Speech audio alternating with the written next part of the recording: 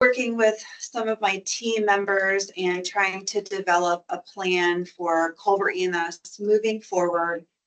I feel like we've been kind of stagnant for a while in some of our operational ways, and in talking with some of the guys that are here tonight to help support my ideas. We kind of came up with this as a joint venture. So I don't know if you guys had time to read it or not, but I know it was really lengthy. I fell asleep. I did read it. So in lieu of going over the 35-ish pages in detail, I just made a PowerPoint to kind of summarize everything. And then you can feel free to read the hard copy as you have time. Do you just want to tell you next? Okay. Sorry. Okay. So why modernize the leadership structure? Culver EMS has evolved. I mean, two of you have been through that evolution process, as have I. We went from being an all volunteer department to now 24/7 emergency medical response.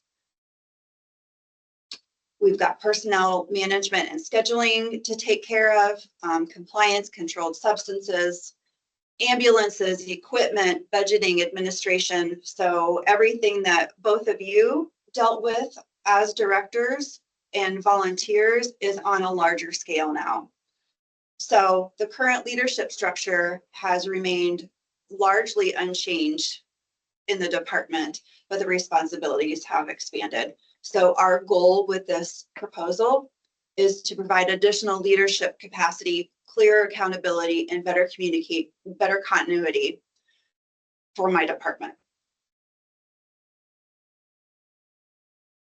So the proposed leadership structure that I would like for the council to consider is having a command staff.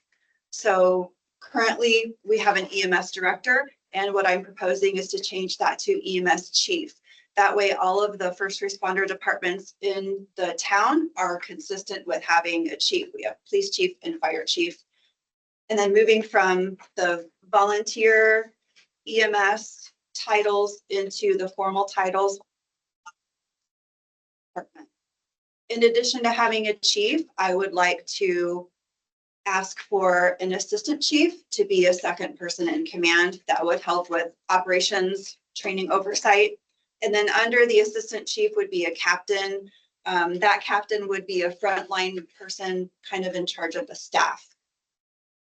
Additionally, we do have a training officer that's recognized in our SOPs, but I would like to bring him up and formally recognize him as part of our team. The training officer would report directly to the EMS chief and would basically be the equivalent to the captain. Without muddling too many different types of captains, we just left it as captain and then training officer. The training officer leads the department in training and competency. And like I said, he's already recognized in our SOPs, but there's just no formal job description for him.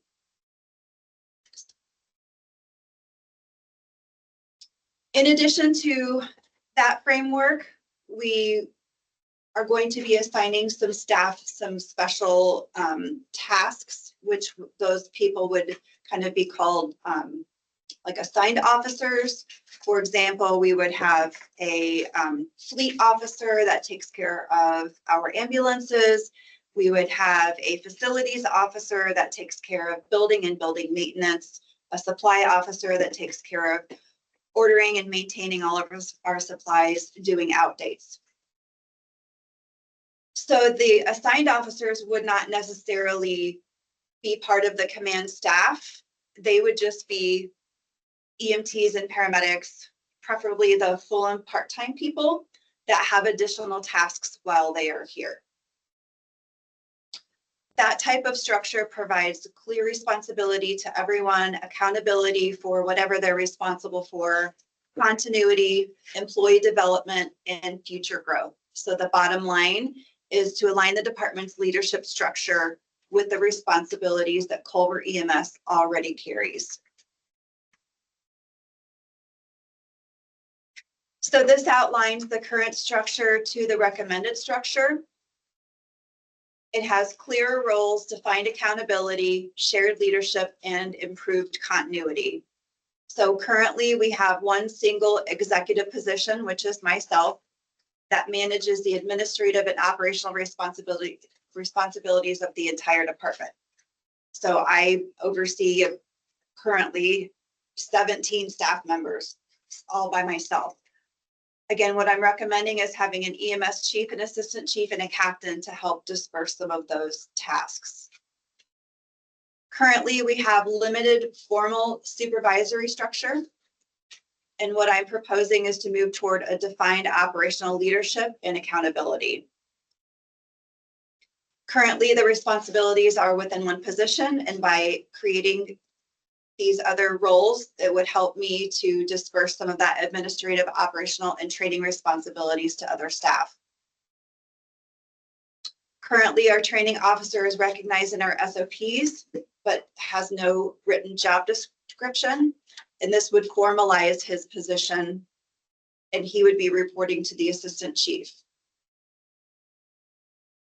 Currently, we have limited formal functional assignments. And by having assigned officers, the roles would be established through SOPs.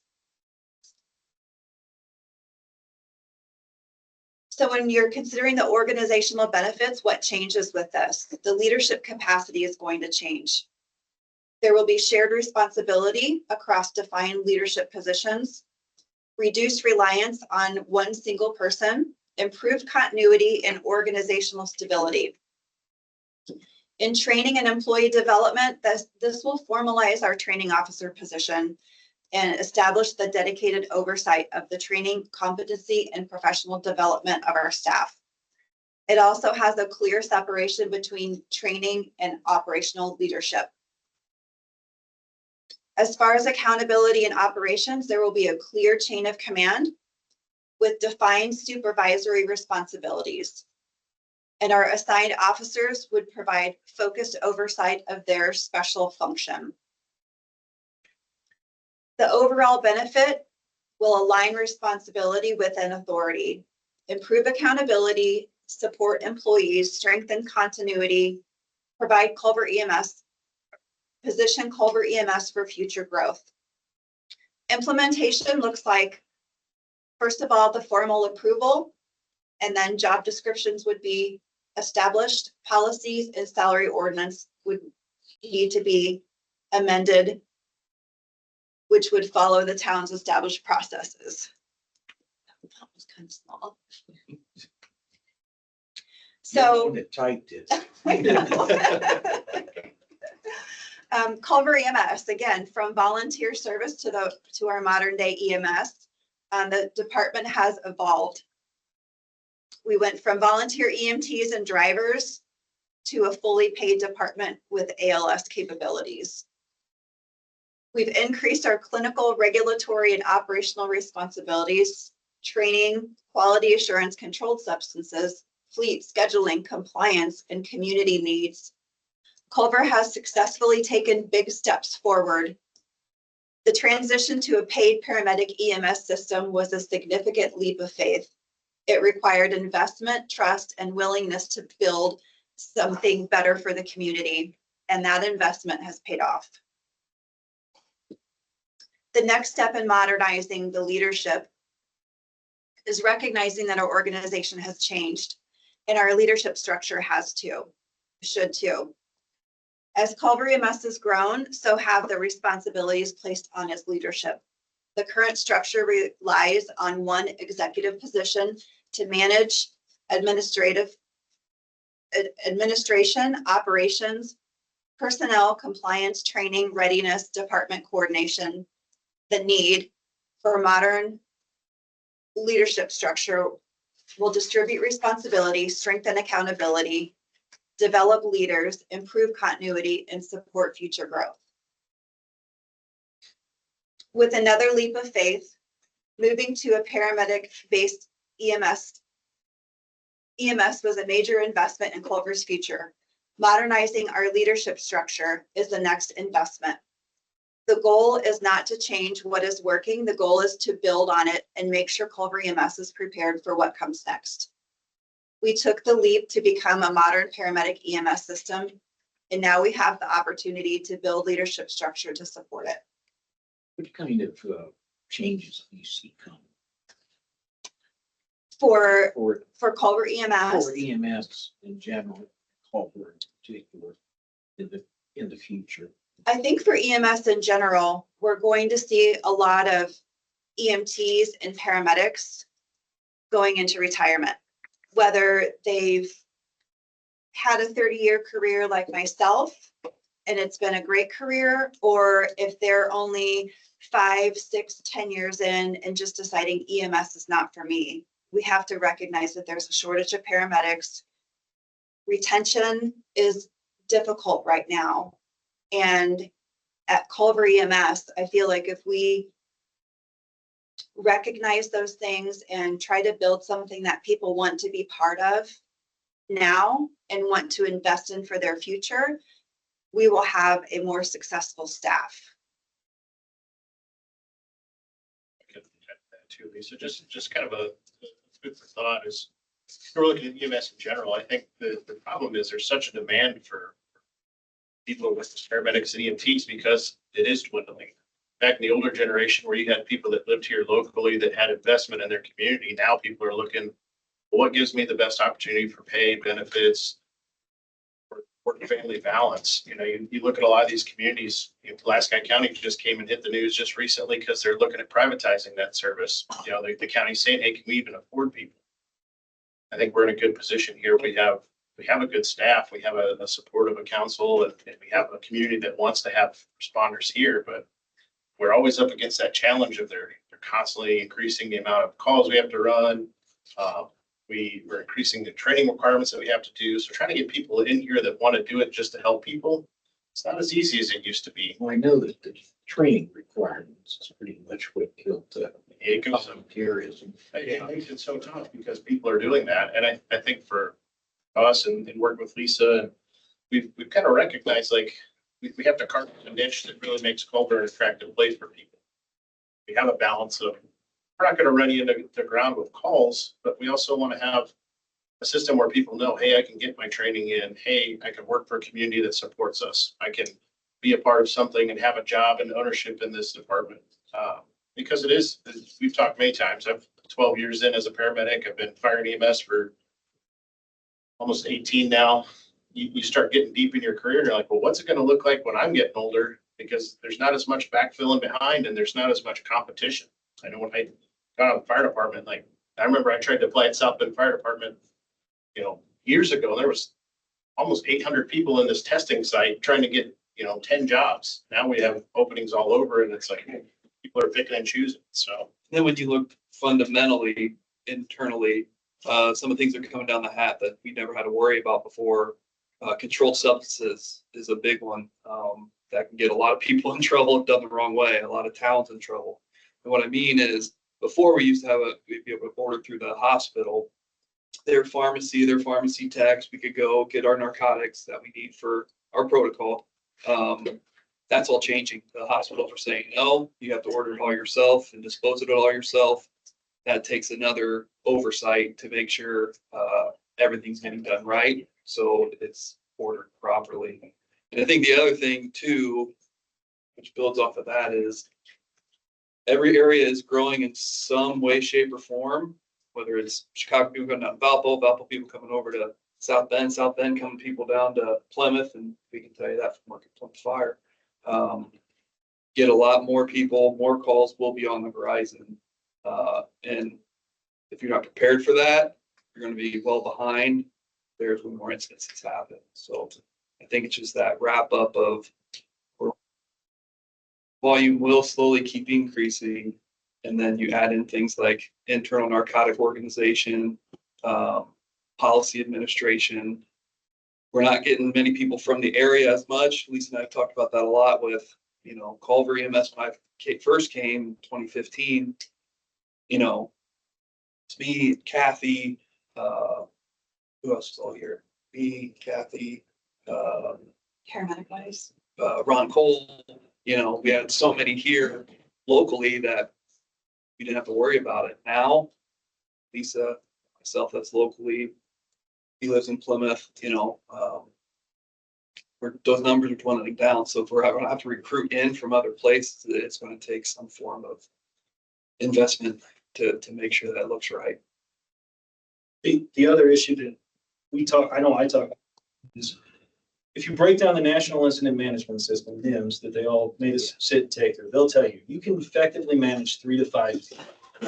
You can't effectively manage 17 people on your own. We can't do that. That's not effective. That's been proven time and time again to have issues that slip through the crack. So that's part of where this structure of wanting to have these different positions is, that's a lot of what this is based off of. I mean, to effectively manage, you're looking at managing 3 to 5 people. Less than 3, you're really not managing. You're going to have to be doing, and more than 5, something's going to slip through the cracks. So if we break our crews up that we have anywhere between 18 and as long as I've been here, we've had, I think, up to 20 or 25 people on the roster. That 3 to 5 is, we're not following those guidelines. But to answer your question, what does EMS hold in the future? We're going to do more with less. All the way around. I'm not, Everybody. you know, all the way around. That's what the future of EMS is. We're going to be asked to do more with less. And having this structure in place is going to make it at least more feasible for that to happen. May I? Go ahead. Okay, thank you. Speaking, I asked permission. Reading through everything, I think there's 2 separate related streams, in my opinion. Number one, there's a leadership structure. I think that one of the things when I was looking at it, the leadership, there's 2 things that strike me. Number one, when I look at the leadership command structure that you put in place, I basically insert full-time employees. Because that's basically what we have in terms of number and the positions. And I asked myself, why is that? And then it becomes even more apparent when I ask that question. We are comprised of heavily reliant on part-time. Although part-time has its benefits, that it doesn't have benefits, and we have committed part-time people. I think what it does is it presents a challenge for the management of the department because there's a lack of consistency. We get rotating people, and you have to manage your medicines, you have to manage operational rig, you got to manage billing, you got to manage this and this and this. I think that's difficult when you're dealing with a part-time pool of labor. So it makes a certain amount of sense to me logically that you're looking to assign the accountability and the oversight to these full-time positions for the consistency and the reliability that they're getting done and the communication of those to our part-time staff consistently. I think that's apparent to me. I think the second stream, and I think that's where we're starting to combine the 2, and they are related, is the pay. Right. And I think that's a separate issue in my mind. You're quite right. I think we have to be competitive. And looking at the proposed salary ordinance that you put in the back, I asked the question, why Cass County? It was Cass County, right? It was Cass County. Why did you choose that? In the research that I did, they were closest to us locally and kind of similar to our department size. Okay, that wasn't apparent in there. I only Oh, asked that. No, I'm not saying it's not valid. I just didn't know. You said it Sure. is, and I just wanted to know why. sure. All good reasons. I think that, taking that, it's the first time I saw the salary ordinance. And if I'm being totally honest, I'm like, whoa, where'd that come from? But there's reasons, right? And it being interim and all that good stuff and Karen helped. But looking at our current salary ordinance, looking at that, I don't think they're that far off, I guess, what I'm saying, raised, but that's a consideration that's going to be separate. Sure. But the logic of the way that you laid out the command structure, I can see it. And I'm asking, is that the intent, full-time position? These positions, these command structures, these leadership titles would be fulfilled by full-time employees Full-time and part-time. and part-time. Right. Okay. And those are part-time where we say that they're committing so many hours. So Yes. there is that. Okay. Right. Very good. Those are our committed part-time people. Right. so they're on the schedule. Yes. Yeah, I can speak to that. So I came on here under Mike and I was PRN at that time. And I knew Culver needed help based on working with Lisa at Plymouth. And I was like, well, one of my other part-time jobs that I've been at for 7 years, the future was a little uncertain because there were merger talks. And I said, well, I grew up in Rochester. I live in Plymouth. Culver's always been a place my family grew up. I had my aunts and uncles and mom, we all went to Culver High. So I thought I have a little investment to maybe try this out. It didn't pay as much as others, but we weren't going to run like crazy. And Lisa just told me it was a great place to work. And I've known Paul forever. He's worked here. And it's like, so I came down. Well, we talked about that. It's like, I'd love to be able to invest a full-time commitment, but I have a full-time fire department job that pays my pension and everything else. So we kind of talked with Mike, and I know Lisa and I had those conversations like, well, if I can't commit to you full-time, what if we kind of met in the middle? And that's where I think the evolution of this part-time position came, where it's saying, hey, I'm going to invest my interests and my dedication as much as I can in my schedule. I can give you, anywhere between 12 and 36 hours a week. I know with some of the unexpected changes we've had with our staff over the last several months, there's been plenty of weeks where I've had to fill 48. But that designation between part-time and PRN, it says we want people that maybe have that full-time commitment that just don't have the availability. So like, for instance, when I go to a part-time job at another agency, if I have no roles of responsibility, I'm there to clock in. I don't really care how they do. I'm just going to run my calls and do my job. But when you become part of an organization and you want to invest in the future and you want to see it succeed, now I have tasks. I have things that they're going to hold me in the fire, say, hey, it seems like in your job description, you're responsible for this, this, and this. What are we going to do to get that done? And I think it gives you that thing saying, hey, I'm not just going to clock in here and wait for calls. I'm also going to try and do some things while I'm here, whether that be training or supply or building maintenance. It gives people ownership, which I think in prior generations, there were volunteers that just believed in the cause, and that's how that stuff happened. You work together to figure it out, and just because of the climate, it's kind of changed. But I think by having that little bit of a requirement and always giving availability, it allows, our command and our administration to say, hey, these are people that are going to regularly give us a commitment. And so that's where maybe we come into that and say, hey, we are going to be involved, even though we may be here anywhere from 12 to 24 hours less than a week. We're still here thinking a lot. We even being part-time, worked with Lisa a lot just in this process of collaborating and kind of, putting together and being a sounding board as she worked through these ideas. So other jobs as a part-timer, you may not even really be thought of as anything more than just to fill that seat for the day. And I think there's a distinct difference between PRN and part-time. Yeah. Established. Yeah. My question, and maybe it was because I read it with one eye open. I'm kidding. But that's something I would suggest sticking into the salary ordinance. We want these positions to be filled by full-time or, as your definition, part-time employees. Because one of the major benefits that really needs to be accentuated is that level of consistency for operational, rig, maintenance, and administration, right? And those are the big three in my eyes. I think even just kind of the continuity between local services, when I'm here more often, I know officers, I know the guys on the fire department, I know you from just, being up and doing stuff when you pop in. Like, if you're here 12 hours a month, it's hard to really get dug into some of those things. Those are the people that help us fill the gaps. Yeah. And they're obviously crucial, but maybe not as integral to this part of the growth. Since you mentioned the pop-ups, donuts boys back there. please. Yeah, One other thing that I wanted to address your question, Sally, what do I see on the horizon of EMS? Kind of like what was said earlier, we're still going to do the job, but we're going to be busier with less people. I can foresee us having to go to Fulton County more, having to go to Stark County more, having to help Argus more, because those other services are taxed, and it's becoming a kind of a problem for a lot of services not being able to cover an ambulance. Oh, I don't have people to work today, so we're going to take this ambulance down. Well, we'll just call whoever, whether it's Plymouth or Argus or Culver. And then, like we found out about in April, we go somewhere else and then we have a call, and it's just a domino effect.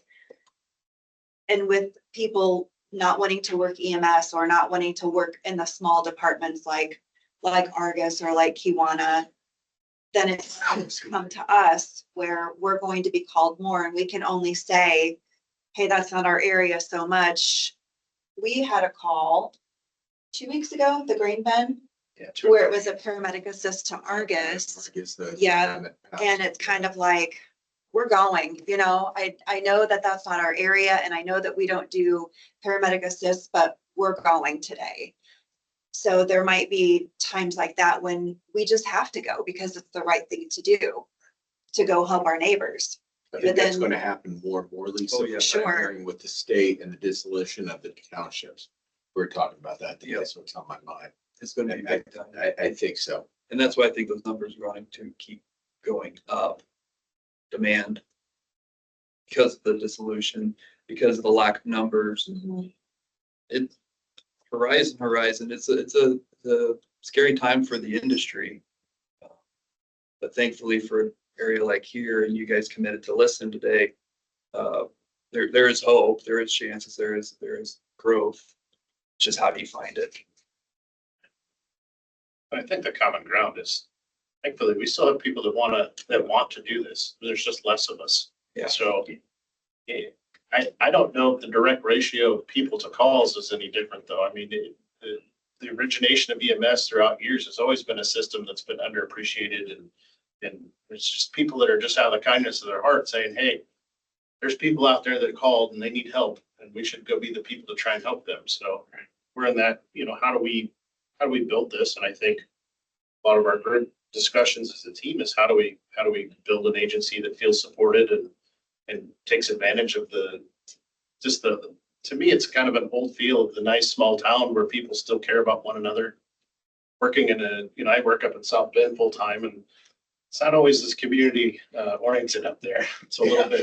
You don't say. And we have some really great communities. I love our residents, but when you come down here and you see the same people over and over, you know, you meet people and they deserve good people showing up to help them. So that's kind of what one of our main goals is. We're looking at this is how do we just try and ensure that and stabilize it for future.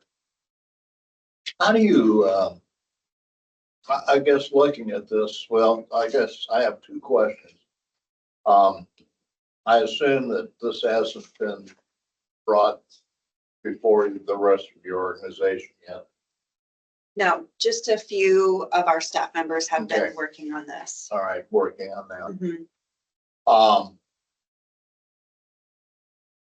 How do you feel, what's your collectively,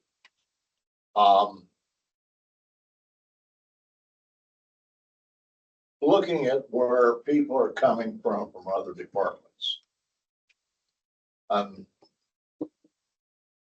If you put this structure in place, is it going to be a carbon copy of what they're experiencing now in their workplace? Oh, you mean it, like at his other department? I don't necessarily think it's a carbon copy, but I think that it's a good model, kind of downsized for what works for Culver, because at other larger departments, there are lists of officers from lieutenant to captain, battalion chief, assistant chief. Yeah. What else? Well, What else am I missing? Okay, go ahead. Think of this like a toolbox, okay? All right, I've got I'm working on a car, I've got a huge snap-on toolbox here. I don't have to open up every drawer in that toolbox and fill that, all right? I don't have to pull every tool out of my toolbox. I only have to pull the ones out that I need. I'm working on a project, I only need to pull out the tools I need to get my project done.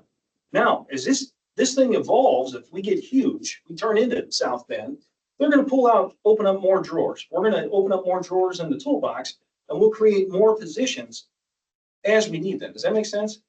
Yeah, I guess my question is, you think this will be a benefit in recruiting? Right. 'Cause Yes. if We're gonna Okay. create structure. Okay, We're gonna create, this is basically the universal structure that's used in emergency services, fire departments, Okay. police departments. You change the titles and you plug in different titles, and it's, it's the same structure they would have at a big police department. It's the same structure they'd have at a fire department. It's the same structure they'd have at a larger EMS department than us.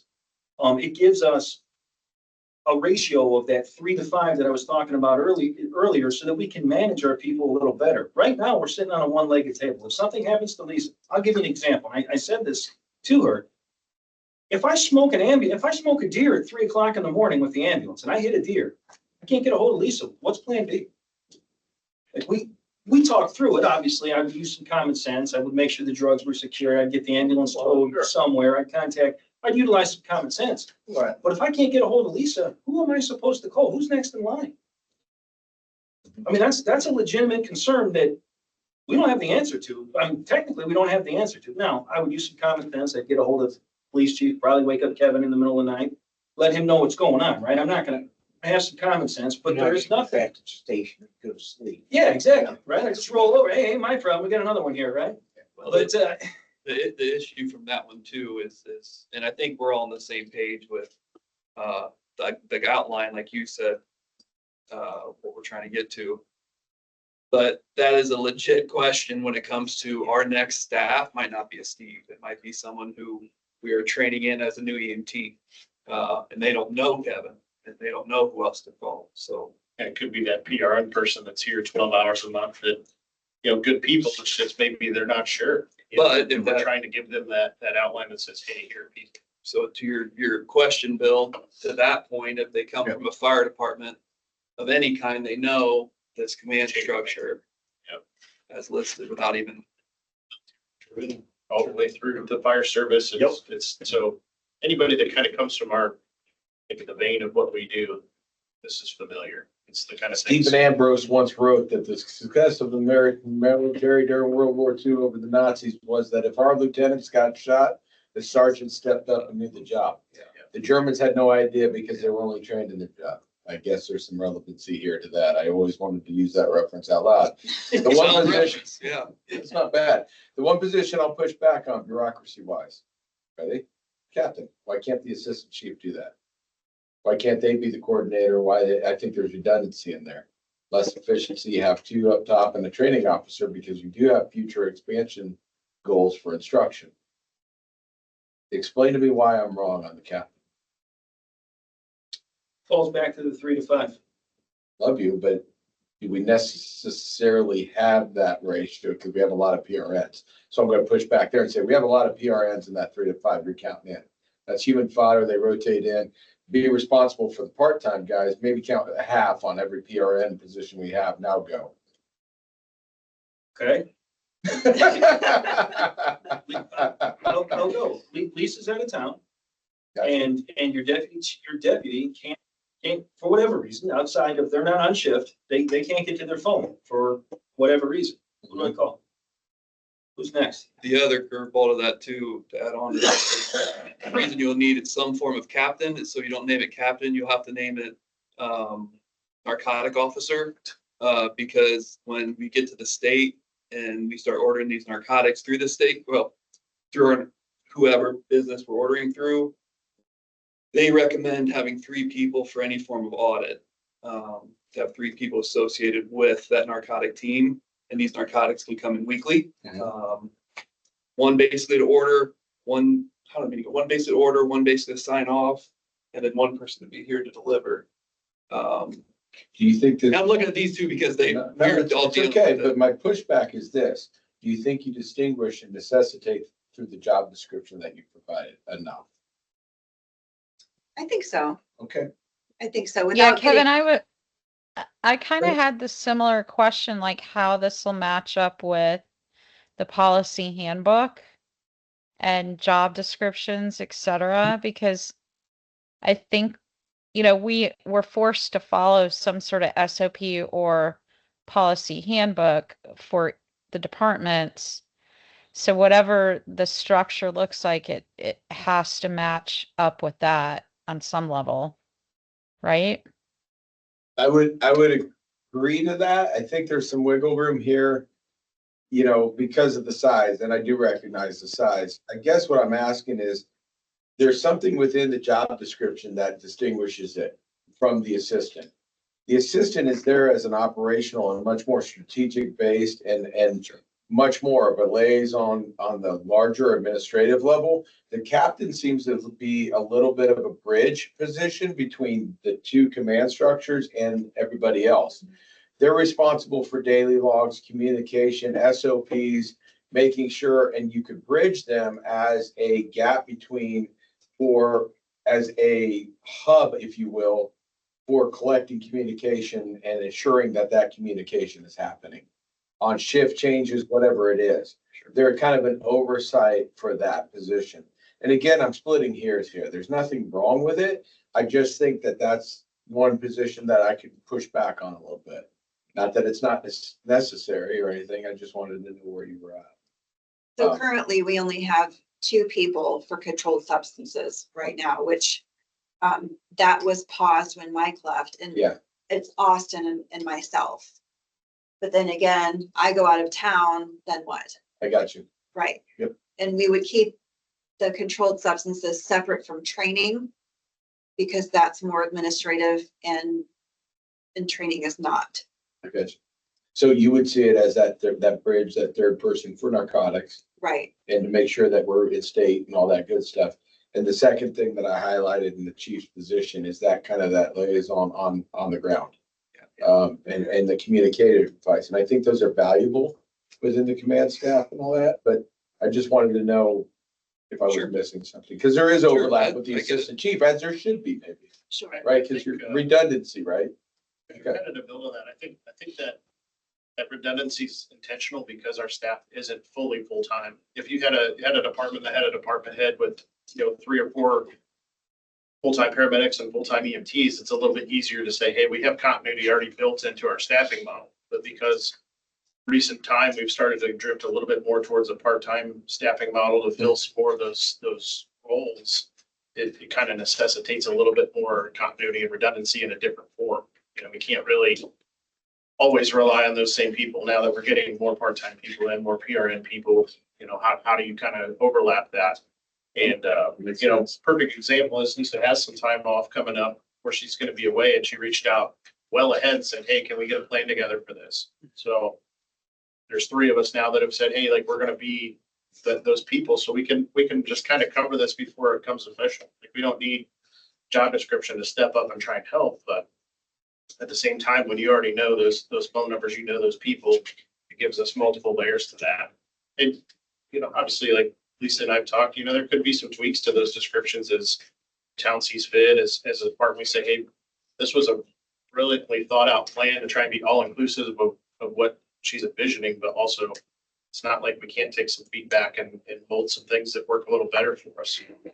Sure. And I laugh because I found the captain was like, it's like your Swiss Army knife. And there's an aspect of all the position. Yeah. Inside the captain's position. Supporting employee performance training officer, right? Right there. Identifying operational or personnel concerns and communicating to the assistant chief. Essentially, you're being the assistant chief there. And I'm not saying that's a bad thing. I'm just saying supporting ambulance equipment station readiness, right? And again, there's all that operational oversight. Personal accountability and support, frontline supervision. They're almost like a quality control position. That's what I see the captain as being. Is somebody who's out there and making sure stuff's getting done. Sure. It's a valuable position. I just wondered why it was kind of absolutely articulated. Well, I can see, just looking at the captain's thing. I mean, it's like the military. I mean, the captain in charge of the company. Yeah.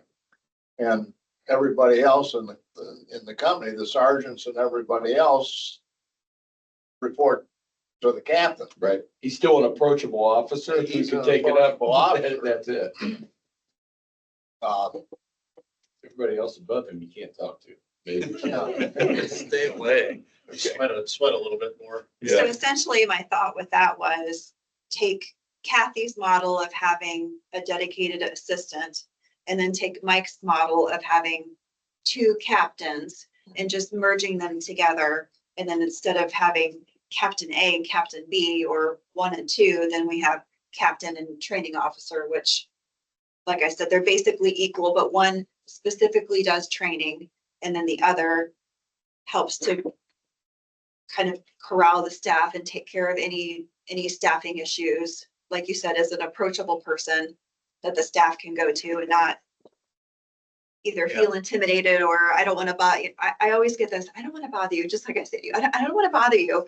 And I don't want people to feel that I'm not approachable, but I know sometimes that thought is there.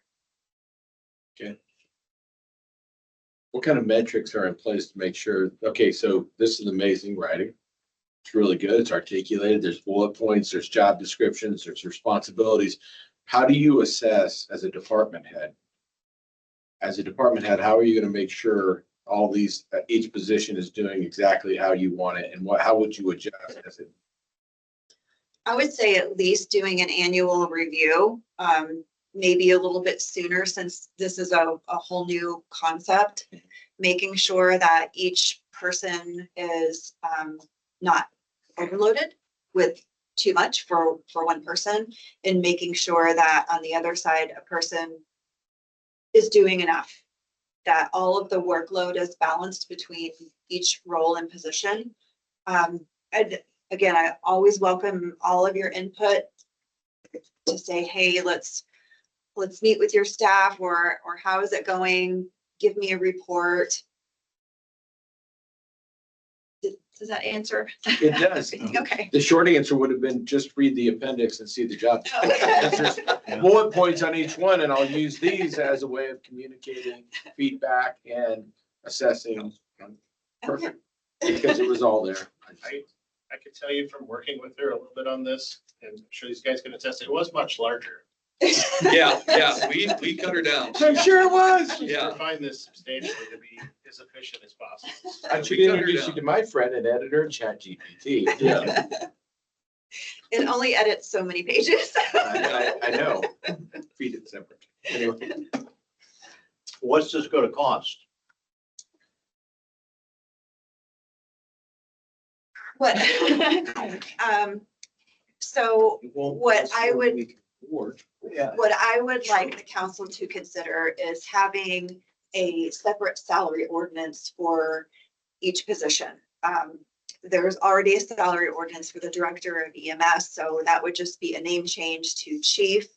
Have a salary ordinance for assistant chief, for captain, and for training officer. Like Kevin said, I did a little bit of research looking at area departments. It's kind of hard to compare Culver really to any other department. Plymouth is EMS and fire. So while we have the same number of employees, they have a different structure. They're completely full-time. They're fire and EMS based, so we can't do an equal comparison there. Argus has what, 3 full-time people, and they're basic EMTs, so we can't really compare there. And that's kind of why I grabbed Cass County, because they have about 20 employees. They've got a chief, they've got an assistant chief, they've got two captains. I felt like they were pretty equivalent. And just to have some type of comparison for salary ordinance, we still went below what their average salary is, taking into consideration that we're not looking for huge raises, but with responsibility should come a little bit of reward for people that are stepping up and doing extra, because any PRN person can come in here and fill a spot. They can clock in, clock out, sit on the couch, and not really have any type of project or any buy-in to Culver. But the people that are going to be in these roles have buy-in to Culver. They want to see Culver grow and flourish. And for all of the extra that these people do, I feel it's only right to reward them.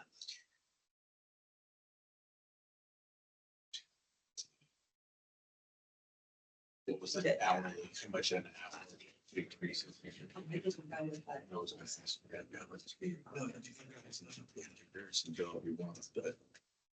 So on the very last page of the proposal that I sent to you, it compares Cass County's hourly rates for director, assistant director, supervisor, which would be captain, and then just paramedic. And then it shows the proposed ranges moving forward.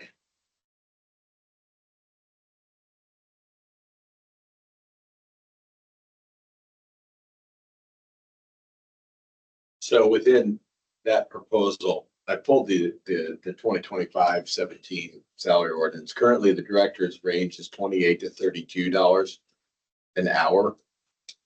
So it's within your EMS. I mean, what you're proposing for the chief is within the existing salary ordinance already, right? We're probably gonna, you were looking at raising the $2 limit and then $3 on the top end, right? So you're increasing the range a little bit there, but it's certainly within, with the raise of 3%, coming in on the low levels, probably, within that. Assistant EMS chief is the one that's going to be a little bit different. Because right now it drops from director to full-time from 22 to $27 an hour. What you're proposing is 28 to 32. So it's definitely one step above that full-time paramedic, right? But it's probably within a reality realm. The captain's salary, 26 to 29, would be parallel with our full-time paramedic, 22 to 27. But you're just rewarding it probably that much more. I would say that's probably a reasonable expectation. And then you're leaving everything else, basically the training officer within that same realm. Those are two special positions, kind of distinguishing them. And full-time paramedic and the our part-time paramedic rates are not that far off from what they are. I guess my only point to that is that what you're proposing as low end is kind of our, right now, sort of our mid to high end, right? $30 starting for a director. Right now it's 28 to 32. It's not unreasonable. I'm just saying that's where it exists comparatively. The thing is, the conversations about budgets have happened a little bit, so there'd be another conversation that still needs to have before the salary ordinance on this one, if that's. Sure. So, but it's good food for thought, and I think the comparison's fair. Just brought the salary ordinance to bear on that. So it's not out of the realm for sure. But how that impacts and what that looks like is still conversation. Okay. Yeah, I think unless council tells me otherwise. I've got one question there. Since you're comparing the number of positions or personnel that Cass County has, what kind of run volume does Cass County? I failed to put that in here. I know I looked at it and I don't remember what their run volume was. I'm sure it's higher than ours. I don't know how much significantly higher it is. Yeah, two.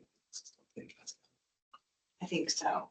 They break it up northern, southern. I think so. I Yeah, think they have that's two. kind of, Yeah, It's like Alaska where they. two staffed. Yeah. Yeah, Two staff, yeah, staffed, two yeah. staff. okay. Because we also have two, but we don't have two staffed 24/7.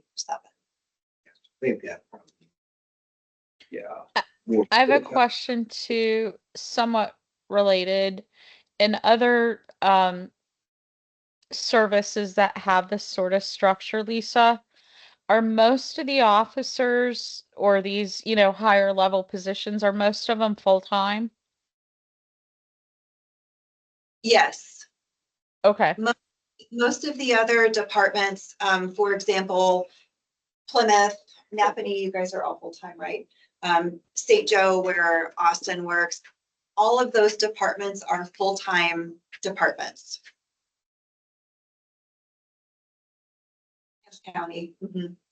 Do you anticipate any type of friction between if, let's say you give it to a part-time person, when there's a full-time person on staff? Do you think there'd be any type of friction there? I don't think so. I think we have a really good group right now and everyone's very cohesive and very supportive. Thought that too. I mean, that is a good question, Kevin, because traditionally, your full-time employees get the perks, right? They get insurance, they get the holiday pay, etc., that a part-time person doesn't typically get. So like at our company, you don't even qualify for a promotion if you're part-time. So it is kind of an unusual, different kind of scenario. And maybe that's just typical of EMSs. That's why I was curious about it. I think I would add to that, just as food for thought, we didn't have a part-time designation until the last year, which That's was something that we've evolved to say, hey, we can't get people here. This is no disrespect to the pay or anything, but for Culver EMS to attract full-time paramedics from paramedic school is tough because these people are going to fire departments where traditionally the salaries are a little higher. That's right. And people at their early 20s and 30s, they're not thinking of benefits. They don't think of some of the packages that we have. So I know I can only speak to me, for example. I looked really hard. I'm like, could I fit this in? But I didn't feel like it was fair to split myself in a way that didn't work for the family. But we offered that compromise. So the designation of part-time is maybe traditionally different than some agencies that have part-time workers. That's really more of what our PRN people are, where we do have, and we're hoping to incorporate a few more part-timers in the future of people that are really dedicated to what we're doing. We just don't have full-time availability. I would agree with that statement. One of the things I heard it first from Jeff a long time ago, but Jenny, and this may be the rationale. Our part-time are committing a certain number of hours that puts them above the PRN, and it's a consistent commitment.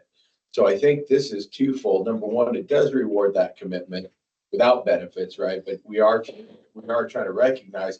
But further, I wonder if this helps with creating a consistency of schedule, incentivizing people maybe to move into that kind of that commitment realm of part-time. We'll give you this many hours, and those hours in exchange cut back on overtime. The consistency and ease of schedule makes the overtime much lower. And in essence, that's okay if we can reward people who are dedicated and committed. I think there's that rationale, cost benefit wise, that can happen. Mm-hmm. I think the key word I think here is commitment to Culver, right? And the commitment to the department, whether that comes in full-time or even in the part-time realm. But it has to be demonstrated. That's why I asked the accountability and metrics to measure, to make sure those positions, and when you have interviews for that, it's the expectations are articulated to people. Listen, this isn't just a title and some extra money. It comes along with some commitment and dedication to the department, which is already understood by this department. You guys are great, right? But I think it's there. I think the other thing, at least personally for me, I want to set this framework up for Culver EMS because I'm not going to always be here, right? Stop it. And I've been through this before. Stop it. You're staying for a while. and then after me, it's like, who's left? Who's left with the heart of Culver? And I want to make sure that I set that up for the people that are here and the people that are coming in, that this department is special and this department has so much potential. And I don't want to just come in and sit in a chair in an office and sign payroll and order narcotics. Like, I want to do something for this department. I want to do something for the community. And I think the next step, like I said, Kathy brought us from basically volunteer and part-time to paramedic. And I think I can kind of take that to the next level with a better structure, with more things in the community, with teaching classes and potentially expanding our area, maybe expanding our coverage area if need be, if our neighbors are going to be needing help. So this is kind of special to me in that way, that I want to make sure when I'm not here, Culver EMS will continue to succeed and not become another EMS service that's got to close because we can't find paramedics to work, or nobody wants to work at Culver. Why are we going to come to Culver? It's slow, it's boring. We want to have a great recruitment program. We want to get the new people coming in. We want to encourage them to go to EMT class. We want to encourage them to go to paramedic class. Why Culver? Because this is important to me. This is my home. This is my service. And I want to teach that to the people coming in.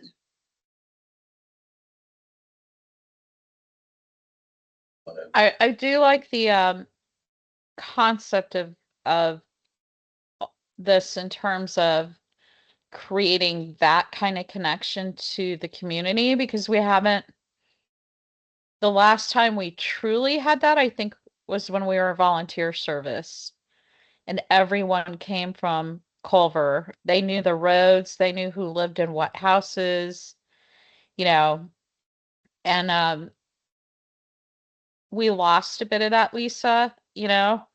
So I do think trying to incentivize some of that with a different level of commitment and some responsibility for more than just a director is a good thing.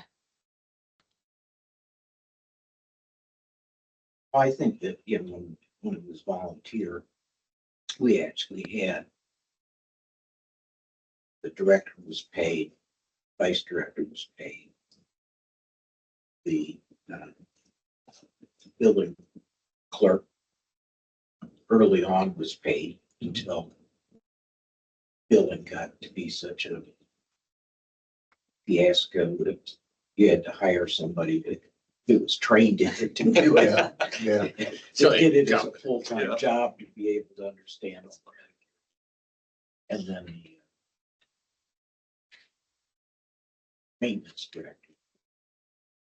We had 4 or 5 positions that were actually paid above and beyond the, like the fire department volunteer group has their chief. And it goes up and down. They have several girls For sure. paid a certain amount per year. So in some ways, it's not necessarily a different structure. Or it's not a new structure. It's just a little different than what we had in the past. And get back with the volunteers, you basically knew who was on the board and who was the vice director and et cetera. And if you had a question, you called them.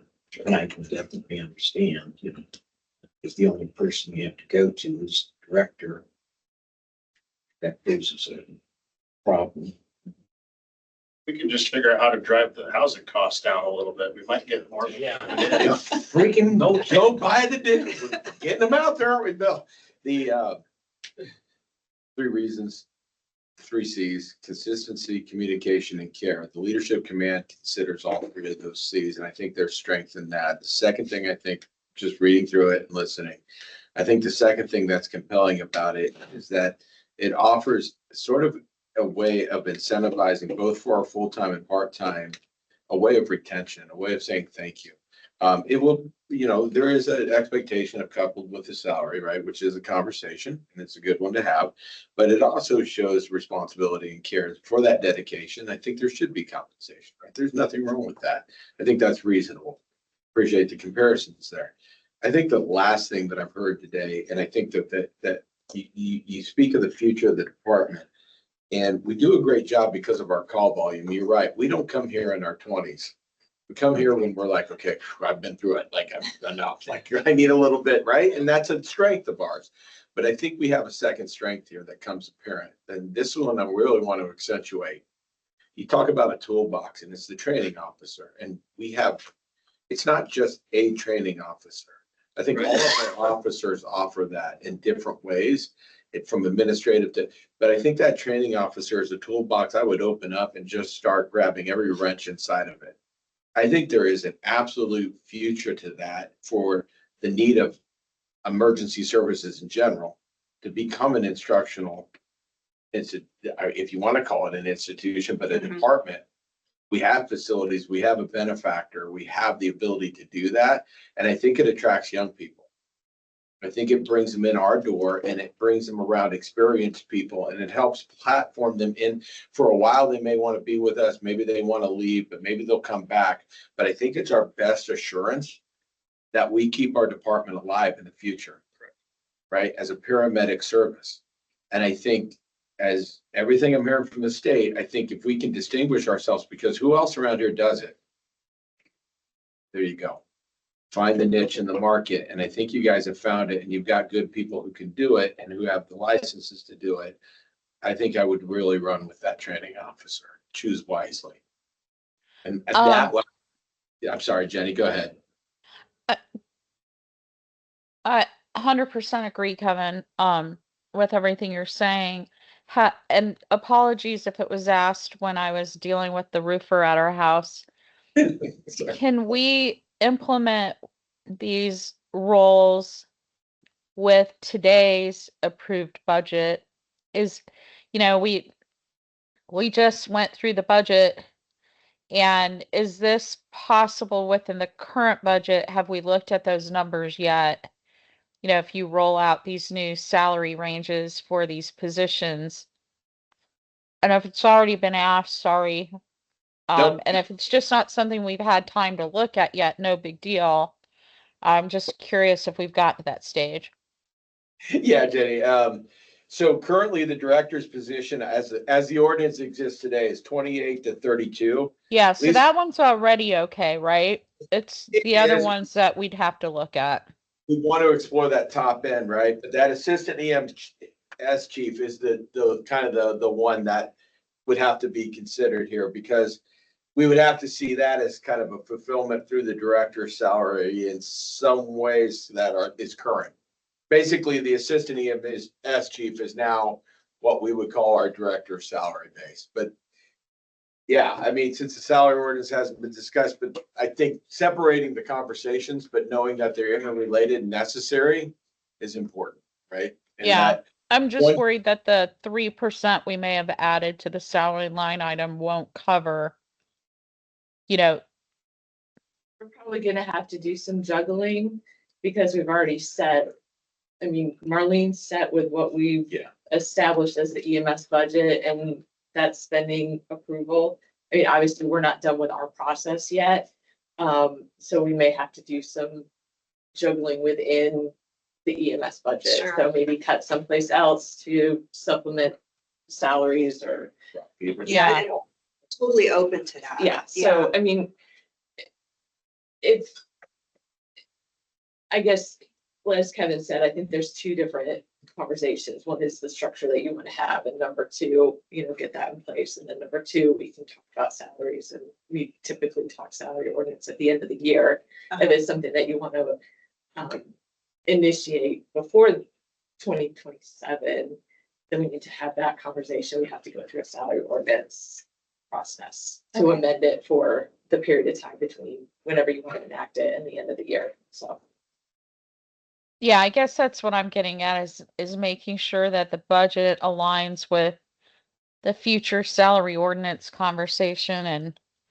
And because if I'm in Karen's shoes and we've just been through the exercise and all of a sudden there's gonna be extra money in the salary line item, well, maybe we take it out of equipment or something else, I don't know, but That's yeah, my life. that's what I was getting at. I do every single day. Karen is in this episode of Star Trek where she is Yeah. playing the role of Scotty. Yeah. And all the captain does is more power, Scotty. And she's Yeah. got to figure it out. So. I watch too much Star I Trek. think I can speak for a lot of our staff, the people that are interested in seeing this model and this thing develop. I don't think any of us are looking for instant gratification. There's people that are willing to just trudge forward and kind of work on this, understanding some pieces don't happen overnight. Our hope is to see this model succeed and put people in that with the idea of rewarding those that are putting in some more effort. But it's not like we're creating these positions, and if you don't pay us this much, this is not working. You're not getting anything out of me. It's not a hostage situation. I don't think that's ever been the intent of the people that have put some time and worked with Lisa and trying to develop this, and certainly working with a lot of our staff that we do have people that are just interested and excited about those new roles and opportunities to be invested. And I don't know how many times I've heard council talk about retention and commitment with commitment. Yeah. If we have employees who are committing to us and are willing to commit like that, then the town has to meet them, right? And it's always a conversation. And inevitably Karen has that conversation. So, I think when the town can take care of us, they do. And that matters. I understand probably better than most that the budget doesn't always allow you to do that. well, you guys can take care of this, you do. I guess that's a way to look at this too, you know, agree. It's good stuff, though. Thank you. It really is good stuff. And it makes sense. And it So was a lot of reading. Holy crap. I just had two more little comments, Okay. or discussion items, and you guys can kind of tell me how to handle it since we're all here together. Number one, with the recruitment and retention discussion and getting younger people in here, we kind of threw around the idea of possibly doing a contract to send some people to paramedic school. So I don't know what that looks like, what your thoughts are on that, but I think that would be a great step to start getting younger folks in here. They would at least stay for their contract or, you know, pay it back out, whatever that looks like, but what would our next step for something like that look like? Well, I think that's a question maybe for Kevin Tankersley, Okay, because we did this before and got burned. I kind of thought so. We got burned badly. Some stayed on and others didn't pay anything back. Yeah, Some left and then came back. When somebody moves, that's on your department, you say you're supposed to turn in your uniforms and they move to Wisconsin. It's kind of hard to get the uniforms back. Yeah. They leave. Who hurt you, Sally? It's kind of the same. You give me a name. No. well, I only say that for Tankersley because there was something the way we did it before that it didn't work out. Yeah, the two people never signed any kind of agreement, so we had nothing to hold them to other than their word, which didn't obviously mean anything. Um, so Bill's right. We'd have to, I support the idea because I think continuing ed and building skills in a younger person who is committed to that industry is a good thing. Could be a good thing for Culver too if they commit to, so long after they get that certification or paramedic level. But we'd have to actually have them sign something. And there have to be some kind of sit down with Lisa and maybe Kevin of, this is what you're signing up for. So it's taken seriously that if you are going to sign on the dotted line and we're going to pay for your education, they sort of get it. The two that we did that for, they knew what they were getting into. They supposedly knew what they were committing to, but um, and in fact, I still think we should have tried to recoup from that. Um, anyway, and Yeah, one the of them ultimately did come back. bottom line is the work contract. Yeah. It needs to be in writing, and that's what Tankersley's been screaming the whole time. Yeah. But there has to be a penalty clause. Right? You either Agreed. commit to these many years, or option B, don't call it a penalty clause. You can buy your Right. freedom, pay your way out. If you reimburse, then you're good and clear and we're happy. But that's for the lawyer. But it's certainly, I mean, the cost benefit of that, it's asking a question to the lawyer, having a draft a contract because it is doable. And it shows support and development of younger. And again, we're trying to get younger people involved.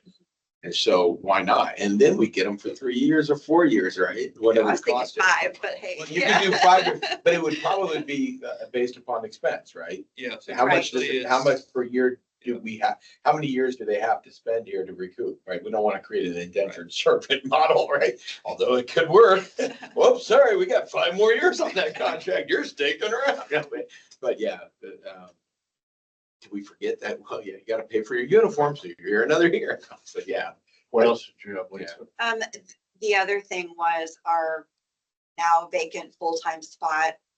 So since the other method didn't go so great with just choosing someone, I wanted to get your input on how would you like me to proceed in filling that full-time spot? Because currently it is kind of tricky having to get really creative with the schedule, especially with our paramedics.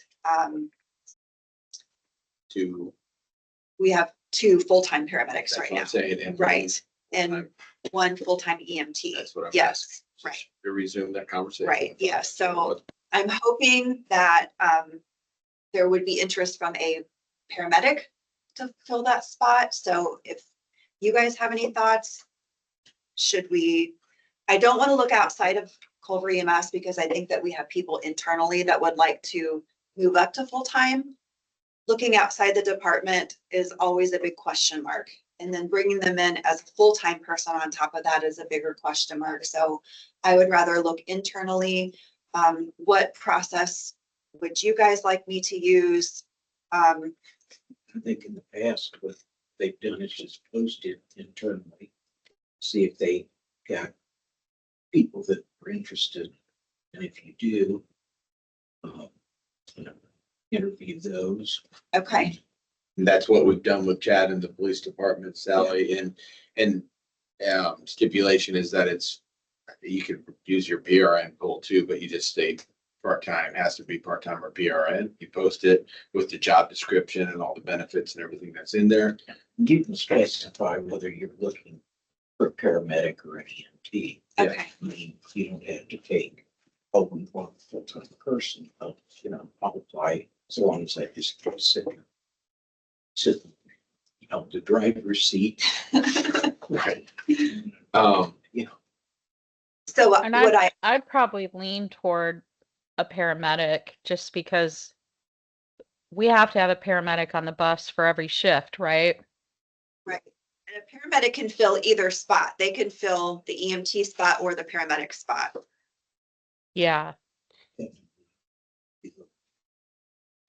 but what I'm saying is you can specifically say, this is a paramedic position. Because that's where the need is. Right, Council, we still have an approval for that position? We've given Yes. that position, yeah, so internally post. okay. Can I ask the question though? Is it working? Would it work if you had 3 full-time and you added additional part-time people to complete your schedule? Because there you're saving some money on the benefits, which then you can pour into Sure, those part-time people. I'm just, sure, I mean, I don't run your department. Right. You guys take care of the scheduling. It's not anything I don't do. But I just want to throw that out for food for thought. Did we, but when you approached us with salaries, was that position in there? yes, It was in there. yes. But that doesn't nullify Karen's point. No, I'm just, But yeah, Sure. I'm just throwing it out and you don't have to answer. But Well, I Yeah, think- 'cause you could probably count on what, about 30-some thousand is benefits, Karen? yeah, Sure. And I think that's completely valid. I think currently with the pool of paramedics we have, I don't know if we have 2 more that want to go part-time. Mhm. So that would be a big question mark. I could do a poll and see if that's what you guys think. sure.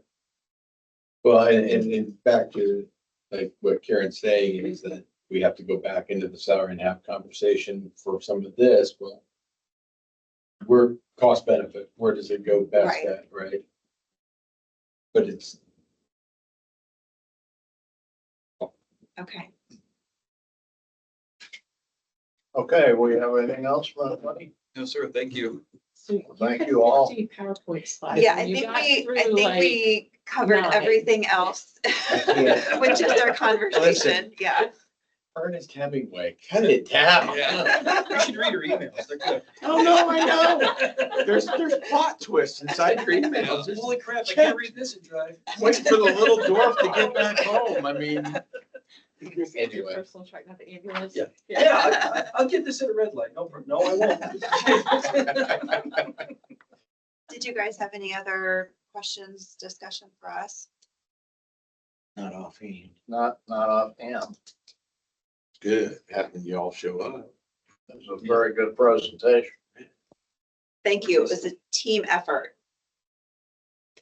So our next step with our proposal would be bring it up at the council or council meeting, or what do we do next? So I think what I would like to be able to do is put this in front of all council members, and that even the ones that aren't here. Let them approach me with any questions, concerns that they might have for clarification. I would let it incubate until next month, Okay, until the September meeting, maybe late September. With council's pleasure, I'll ask Bill and Sally as president, vice president, and the rest of the members, if they would like me to put it on agenda, Karen will put it on agenda. okay, You can approach at that time, council can make a decision on it. Keeping in mind, I think there's two separate, unless council tells me, I think there's two separate conversations. There's this structure that is much more than we adopted into the personnel handbook and some of the job descriptions. The second thing that would have to transpire is the talk about salary, and that would be a good time with salary ordinance. And that's where Karen's going to be leading the way sure. on the budget, that kind of stuff, and then approach that to council once a determination has been made of what's the possibility. Then council will need approval on that. I would think that at best case scenario, so we're not popping the cap back on it, but I turn to my colleague to the left and look at her for disdain look. But what that time schedule looks like, I don't know. But I think step one is to get the leadership, command, and the structure into place and approved by council and vetted. And then the second one I would recommend is a conversation with Karen, possibly myself, looking at the salary. And I think it's very much so tied to what your decision is with full-time and whatnot, that model. That will help us understand, because there's commitment already in the salaries that's there for that position. But if it's not going to be there, then that's in play. And we need to have that in the conversation. So I would establish this leadership structure, get it approved by council. Next step is to let's make a determination on how you want to move forward with the full-time position. Then we'll sit down, and I'm just saying in order, so we understand what the parameters are within the salary to begin compensation for these positions. Okay, Does that make sense? yes, So, understood. council, am I off on that? Does that sound? Sense. Yeah, I agree with that approach just because at some point you have to support the money for the structure. And, you know, it doesn't happen overnight simply because Karen has to look at the numbers, and it could even fit within the current budget for EMS, but till we determine that, it's kind of hard to approve that side of it, but your plan sounds good to me, Kevin. Thank you. Yeah, and I'll follow up with you, Lisa, on the side, and I'll be in touch with all council members and make sure that, and I'll be a liaison, but you can always go directly to, you don't need me. And they can go directly to you. But if I can, I'll help on that. Yeah, you gotta find her first. Yeah, no kidding. The town manager's never in. Kidding. All right. Well, thank you all very, very Well, much. thank you. Thank you, Good to guys. see everybody. Yeah, thanks for all the critical thought on it.